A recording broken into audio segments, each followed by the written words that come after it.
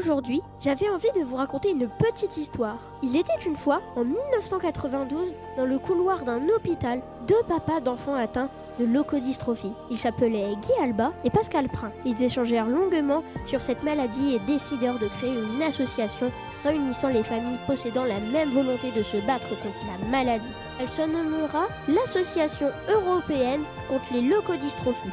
Elle sera accompagnée de Cathy Chorderet et Raymond Cordary.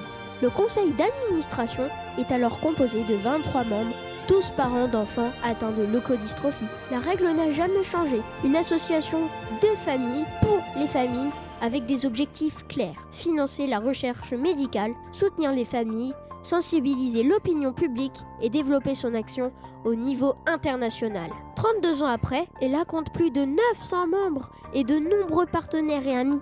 Dès 1998, l'association se développe à l'international, en commençant par la Belgique, puis la Suisse, l'Espagne, l'Allemagne, le Luxembourg et l'Italie, d'où la création d'ELA International. Cette structure prend de l'ampleur en l'an 2000. Le talentueux footballeur Zinedine Zidane, champion du monde 2 ans auparavant, rejoint l'équipe ELA. Il s'engage et propulse l'association au premier plan. Par la suite, des centaines de parrains et marraines le rejoignent.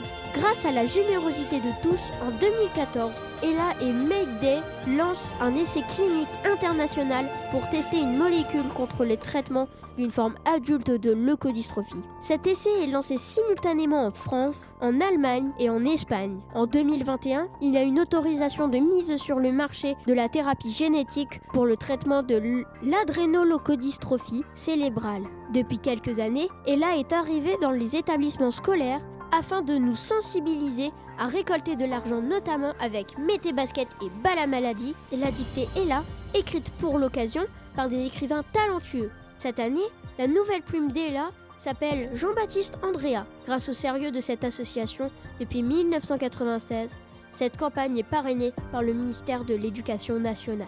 C'est pour cette raison que les collégiens du collège Notre-Dame de Châlons-en-Champagne s'engageront pour ELA du 14 au 18 octobre. Nous prendrons nos stylos pour la dictée et nous courrons en mettant nos baskets pour battre la maladie.